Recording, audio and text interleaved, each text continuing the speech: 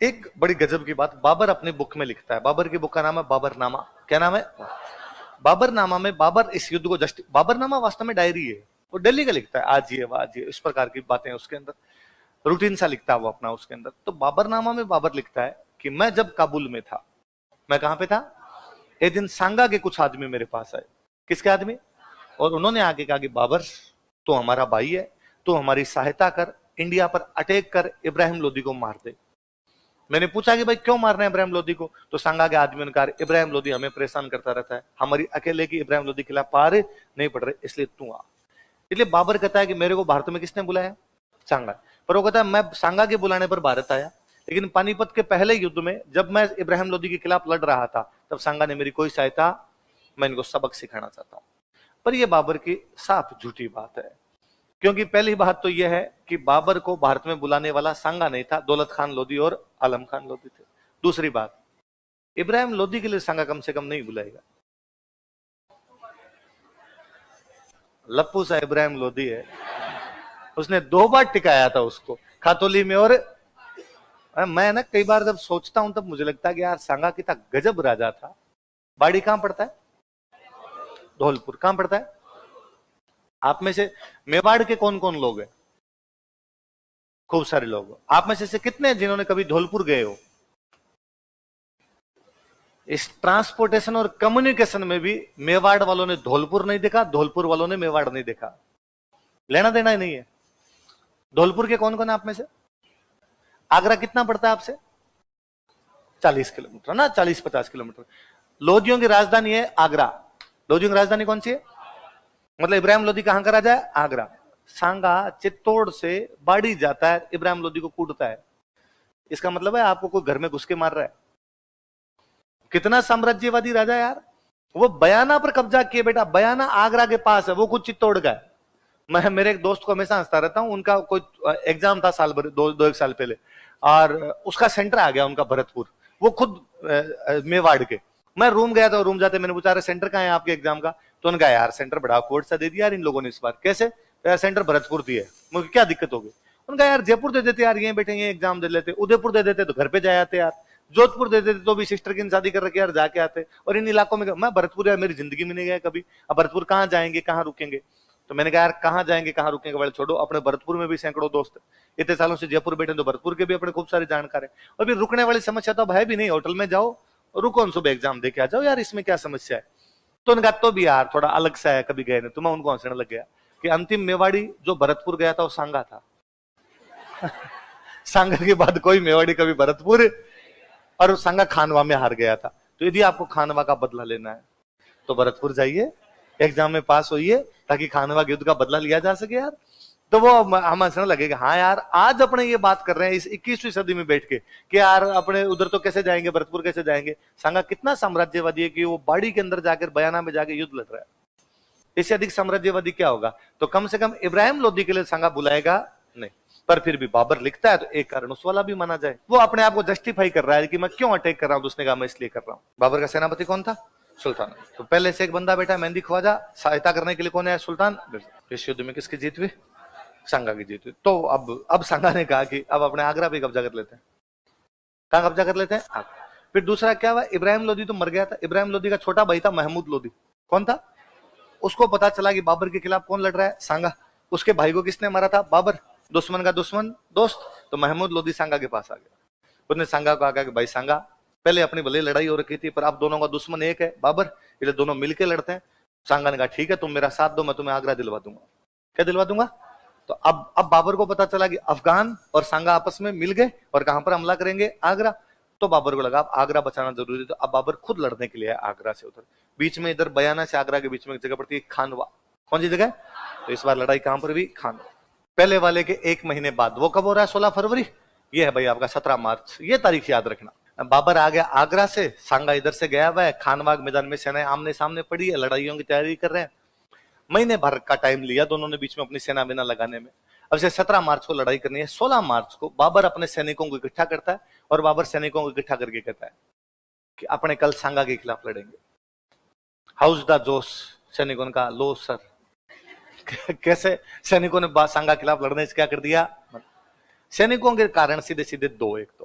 एक कारण तो यह था कि बाबर जब काबुल से आया था इब्राहिम लोदी के खिलाफ लड़ने के लिए पानीपत में, तब वो अपने सैनिकों को कह के लाया था कि अपने दिल्ली आगरा लूटेंगे और लूट के वापस आ जाएंगे, लेकिन वो वापस नहीं गया, यहीं रुक गया।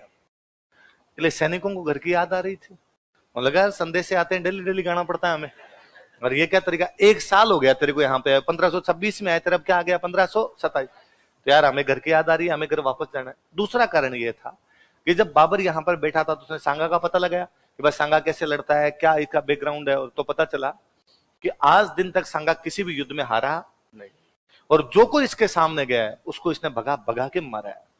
और पता चला कि सांगा जब खानवा में लड़ने के लिए आया तो उसका एक पैर नहीं है, एक हाथ नहीं है, एक आंख नहीं है, एक कान नहीं है, 80 घाव थे उसके शरीर पे। कितने घाव थे? 80 घाव लगे थे तन में, फिर भी व्यथा नहीं थी मन में, कि 80 घाव उसके तन पे थे, उसके मन में कोई भी चिंता। हरिवंश राय बच्चन कहते हैं, मन के हारे हार है न मन के जीते। यदि आपके मन में हो कि अपने को जीत मिल सकती है तो हो जाएगी, आपके मन में यह है कि अपने हार जाएंगे तो कभी भी आप जीते। रोता जावे वे मरे डांगा समाचार लियावे, जो रोते हुए जाते हैं वो मृत्यु का समय। मेरे को अब भी याद है, पहले घर में टाबर हुआ करते, घर वाले कहते वहां जा वो काम करके आ, और अपने पहले कहते ना वहां तो अभी जाऊंगा तो वो काम नहीं होगा, तो घर वाले कहते अब तो पक्का ही नहीं होगा।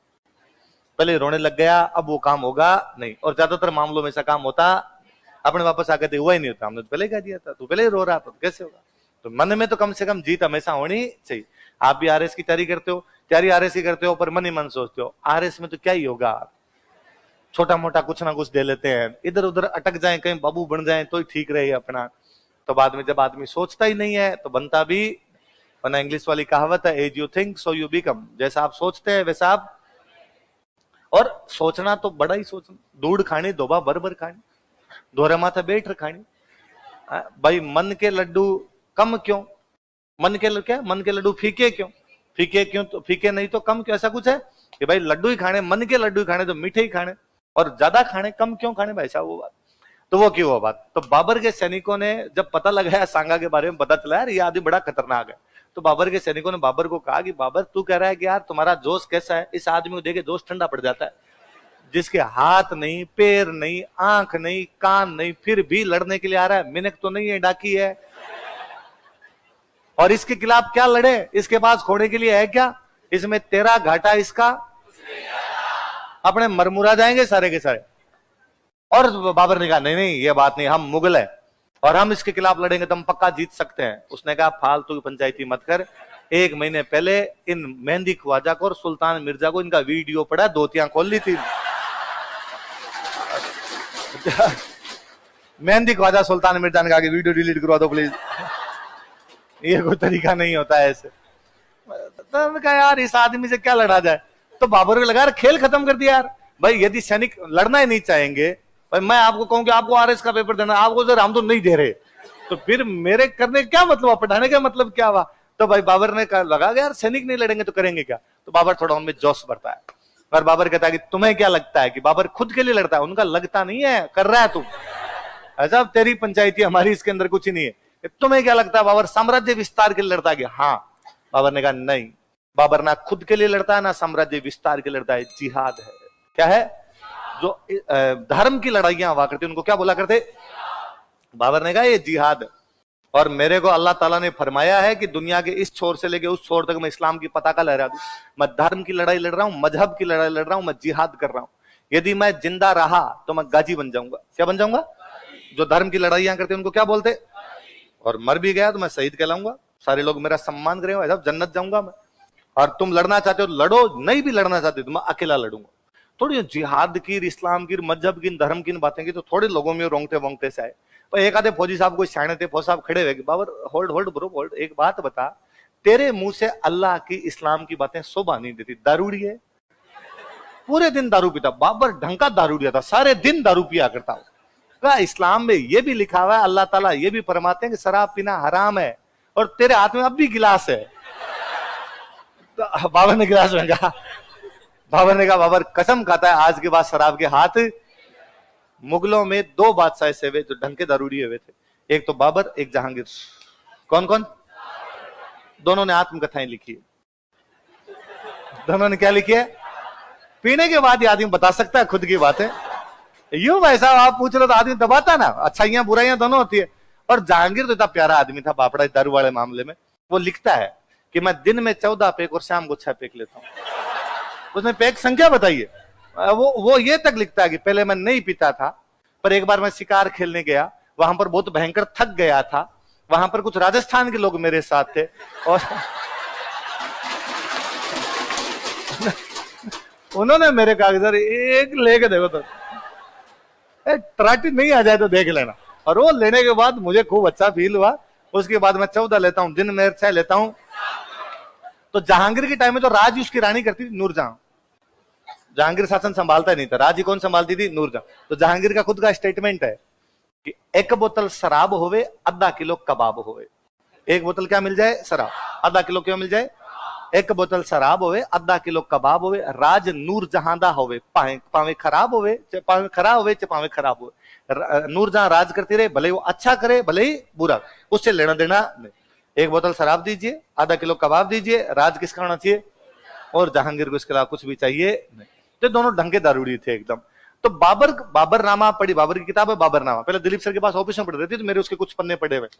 तो वो जगह जगह लिखता है, आज मैं सुबह खड़ा हुआ, शरीर टूट रहा था भयंकर तरीके से, फिर मैंने 2 पेक लगाए, तब जाके चढ़ा, ठीक हुआ। दोपहर में मेरा कोई मूड नहीं था पीने का, रिश्तेदार घर पे आ गए थे, रिश्तेदारों को सूखा खाना तो कैसे खिलाता, उनके चक्कर में 2 पेक लिए। शाम को तो बारिश ही हो रही थी ना, मौसम ही ठंडा था, मौसम की नजाकत को देखते हुए तो वो सारा दिन पीता हो। फौज साहब खड़े रहे, उन्होंने कहा रे इस्लाम में शराब पीना हराम है, दारूड़ी है, तू दारू पीता है और फिर बात करता है इस्लाम में ये है वो है, तेरे मुंह से धर्म की बातें अच्छी नहीं लगती। बाबा ने फेंक दिया। बाबा ने कहा आज के बाद मैं शराब के हाथ ही नहीं लगाऊंगा। एक फौज साहब ने कहा अंदर एक पेटी पड़ी है। बाबा ने कहा फोड़ दो सारी की सारी। एक फौज साहब और खड़े, उनका बाबर इस्लाम में यह भी लिखा हुआ है कि मुसलमान राजा मुसलमान व्यापारियों से कोई टैक्स नहीं लेगा, और तू मुसलमान व्यापारियों से टैक्स लेता है। बाबर एक टैक्स लिया करता था, तमगा। कौन सा टैक्स लेता? मुसलमान व्यापारियों से कौन सा टैक्स लिया जाता? और बाबर ने कहा कि मैं कसम खाता हूं आज के बाद किसी भी मुस्लिम व्यापारी से तमगा कर। अब थोड़ा लोगों को लगा कि हाँ यार अब थोड़ी बात ठीक है। हाउस दा दोस्त सबने कहा हाई सर। कोई पूछेगा बाबर कौन से युद्ध को जिहाद घोषित कर देता है? खानवा। वो क्या नहीं पीने की शौकने खाता है? शराब। वो कौन सा कर हटा देता है? तमगा। ये किससे लिया जाता था? मुस्लिम व्यापारी। किससे लिया जाता? अब ये युद्ध के कारण भाई, अब भाई युद्ध शुरू हुआ इनके बीच में। अपने युद्धों का तरीका ये होता भाई, इधर सेना खड़ी है आपकी बाबर की, सामने सेना लगा दी आपके सांगा ने। बाबर वह पहला राजा था जो उत्तर भारत में तोपें लेके आया था। उत्तर भारत में क्या लेके आया था?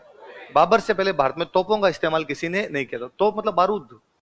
इससे पहले बारूद का इस्तेमाल नहीं था। इससे पहले क्या लड़ाई थी? तलवार से तलवार, भाले से भाला, तीर कमान से तीर कमान, घोड़े से घोड़े वाला लड़े, हाथी से हाथी वाला लड़े, पैदल से पैदल लड़े। अपनी लड़ाइयां वो थी। बाबर पहली बार क्या लेके आया था? तोपें। एक तो अपने वालों को कभी तोपें देखी नहीं थी, आउट ऑफ सिलेबस हो गया था एग्जाम में पूरा एकदम। फिर दूसरा अपने साथ ये दिक्कत और थी, जैसे मान लो इसमें लिखा वागड़ का उदय सिंह, तो वागड़ का उदय सिंह अपने 7,000 फौजी लेके आया, तो वो यहां पर खड़ा है कि उदय सिंह खड़ा है यहां पर। आमेर का पृथ्वीराज मान लो अपने 4500 फौजी लेके गया, तो वो यहां पर खड़ा है। यहाँ पर बीच में एकदम सांगा खड़ा है, उसके साथ में यहाँ मालदेव खड़ा है, यहाँ पे अखिराज देवड़ा खड़ा है, यहाँ पे मान लो चंदेरी का मैदीन राय खड़ा है, हसन खान मेवाती खड़ा है, देवलिया वाला बाग सिंह खड़ा है। सब लोग अपने अपने सेनाएं लेके खड़े हैं। शुरुआत में लड़ाई शुरू हुई, यहाँ मान लो रतन सिंह चुंडावत हारावल के अंदर खड़ा है। लड़ाई शुरू हुई, तोपें आने लगी, तोपों से सैनिक मरने लगे।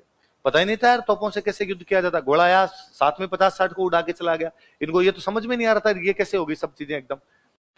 जब ये तोपों से सामने वाले मरने लगे तो एक दिक्कत आएगी। मान लो यहाँ पे अमीरवाड़ा पृथ्वीराज खड़ा है और वो तोप का घोड़ा मर गया। अपने ये भी था कि सारे राजा खुद युद्ध में भाग लिया करते, पृथ्वीराज मर गया तो मान लो पृथ्वीराज 4500 आदमी लेके गया। यदि पृथ्वीराज मर गया तो उसके 4500 सैनिक अब लड़ाई नहीं करेंगे। उनका भाई हम किसके पीछे आए थे? वो मर गया, अब हम बाहर। पता चला आधे घंटे बाद में उदय सिंह मर गया वागड़ वाला। इसके साथ में 7,000 आदमी आए थे, उन मान लो 1000 तो मर गए, 6,000 बचे। वो अब 6,000 लड़ाई नहीं करे, वो बाहर। तोपों की वजह से सेनापति जब मरने लगे तो सेना बाहर निकलने लग गई। अपने यहाँ पे एक समस्या थी, अपने ज्यादातर लड़ाई हाथियों की थी, हाथियों से लड़ा करते थे। हाथियों ने जब तोपों के गोले सुने वो पागल हो गए। उन्होंने भी तो बेचारों ने तोपें नहीं देख रखी थी, धमाके होने शुरू हुए, इसलिए हाथी भागने लगे। भागते हुए हाथी को आप कंट्रोल नहीं कर सकते, इसलिए हाथियों ने इनकी सेना को कुचलना शुरू कर दिया। थोड़ी देर में इनके समझ में आ गई बात कि इन तोपों की वजह से अपने मर रहे हैं, तो इन्होंने लोकेशन थोड़ी चेंज की, यार साइड में हटके, साइड में से हटके लड़ो अपने। इतने बाबर एक गेम और खेल गया। बाबर ने इतने बाबर जब ये सैनिक इधर हाथियों की वजह से मर रहे हैं, तोपों की वजह से मर रहे हैं, तो एक तो सांगा ने ये कहा कि मुझे सबसे आगे ले जाके खड़ा कर दो। साथ वालों ने कहा कि साहब आपके हाथ नहीं, पैर नहीं, आंख नहीं, कान नहीं, क्या करोगे आगे जाके? सांगा ने कहा यदि मैं आगे आगे जाके लड़ूंगा तो पीछे सेना को लगेगा कि हमारा राजा आगे लड़ रहा है, मोटिवेट होगी सेना, सेना वापस नहीं जाएगी, सेना लड़ लेगी मेरे को देख के, इसलिए सांगा को सबसे आगे खड़ा कर दिया। ठीक ठाक लड़ाई चल रही है, इतने में बाबर अपना एक दांव खेल था, वो उज्बेकिस्तान से आया हुआ था। उज्बेकिस्तान में एक लड़ाई का तरीका था तुलगुमा। कौन सा था? अपने यहाँ पे लड़ाई थी कि आमने सामने लड़े, भाई ये है इनसे ये लड़े, इससे ये लड़ ले, इससे ये लड़ ले, इससे अपने सीधी सीधी लड़ाई होती। और उसमें अपने राजस्थान वालों की लड़ाई तो और बड़ी गजब की थी कि अपने तलवार से लड़ रहे हैं, सामने वाले की तलवार टूट गई तो अपने वाले खड़े हो जाते, नहीं लिया, और अपने मानते भाई तेरे पास तलवार है ही नहीं तो तू कैसे लड़ेगा। और वो यदि कहती था भाई मेरे पास नहीं तो अपने वाले कहते रुक मेरे पास दो है, ये एक तू ले ले एक मैं ले लेता। ये भावना अपने में अब तक है ना। मेरे कोई कहता ना भाई अपने राजाओं ने दिमाग नहीं लगाया, तो मुझे लगता है ये तो अब भी है अपने में। मैं कहता हूं अब भी कॉलेज टाइम के अंदर और कभी कोई लड़ाइयां हो जाती, स्कूल में कभी लड़ाई हो जाती, तो उसमें कोई आके दोस्तों में यूं बातें करता ना कि आज हमने उसको पीट दिया रे, तुम कितने लोग थे कि 5, वो कितना था 1, और दोस्त हम आलोचना कर दिया करते, अरे यार अकेला था बापड़े क्या मरा रे, तुम 5 जने लगे मरे। वो भी हमारा कोई दोस्त आके कभी कहता या कभी ऐसी कोई बात सुनते, एक दोस्त आया उसने कहा यार उसके सिर में लगी हुई है, यहाँ पे लगी हुई है, अरे क्या हुआ क्या वहां पे मेरी लड़ाई हो गई थी, वो कितने लोग आए थे कि 5 आए थे, क्या हुआ तो उन्होंने मेरे को पीटा, पर मैंने भी उनके 2-4 के सिर फोड़ दिए थे। शाबाश मेरे चिते, कोई बात नहीं, भाई का इलाज करवा लेंगे, पर भाई वहां से भागा। ये अपने ही मानते थे, आज भी अकेले को पीट दे अपने उनको कभी बहादुरी का तमगा देते नहीं। तो अपने वो भावना तब भी थी यार, जब जिसके पास हथियार नहीं उसे लड़ा कैसे जाए। बाबर यहाँ साम दाम दंड भेद जानता है, उसको जानता था लड़ाई में जीत होती है लास्ट में। सिद्धांत विधांत आपके बहुत साइड के अंदर रह जाते हैं। उसने काम किया, उधर उसने एक सेना इधर से उतारी, एक सेना इधर से उतारी, 3 तरफ से घेर के मारते थे, इसको क्या बोलते थे? अब मैं सामने वाले से लड़ रहा हूं इससे, तो मैं ये तो सोच ही नहीं सकता ना एक इधर से भी आके मारेगा मुझे लगता था इसके खिलाफ लड़ रहा हूं, या तो ये मुझे मार देगा या मैं इसको मार। इतने में इधर से तिरछा एक और आगे मारने लगा, तो मैंने पहले तो उसको ये कहा कि चीटिंग है, चीटिंग, सामने से आओ, ऐसे नहीं लड़ सकते। इतने मार मुर गए। इधर तुलगोमा में सैनिक मर रहे हैं, तोपों से लोग मर रहे हैं, सेनापतियों की वजह से सेना बाहर निकल रही है, हाथियों की वजह से सैनिक मर रहे हैं। बाबर ने देखा कि सांगा सबसे आगे आगे लड़ रहा है ताकि सेना का मोटिवेशन दिया जा सके, और सेना वास्तव में मोटिवेट होगी, उसकी ठीक ठाक लड़ रही है इस समय। तो बाबर ने फिर दिमाग लगाया, उसने पूरी कैलकुलेशन बिठा रखी थी। उसने अपने 1001 लोगों की एक टुकड़ी थी जो तीर चलाना जानती थी, उनको कहा तुम एक ही काम करो, सारे के सारे तीर सांगा पे मारो, सारी की सारी एक टुकड़ी को पूरी यहां लगाई जाए, क्योंकि यदि सांगा मर गया तो इनकी पूरी सेना ही वापस चली जाएगी। तो उन्होंने कहा साहब सांगा को मारना इतना सरल भी तो नहीं है, उसके चारों तरफ भी तो बाउंड्री, वो हमें मारेंगे। कोई बात नहीं, 1000 है, 999 में मर जाएंगे, एक का तीर भी सांगा के लग गया अपना काम हो जाएगा ना। और सारे के सारे तीर जब सांगा पे लगे, सांगा को तीर लगता है, सांगा मरता फिर भी नहीं है, पता कितना चिढ़ा आदमी था इसमें। और वो हाथी का जो होदा होता है जिसमें बैठते हैं, उसमें गिर जाता है पीछे। अब मैं यदि यहाँ हाथी पे बैठ के गिर रहा हूं ना, तो मेरे पीछे जितने लोग होंगे उनको मैं दिखूंगा, तो पीछे जो सेना खड़ी थी उसको दिखा पे सांगा गिर गया।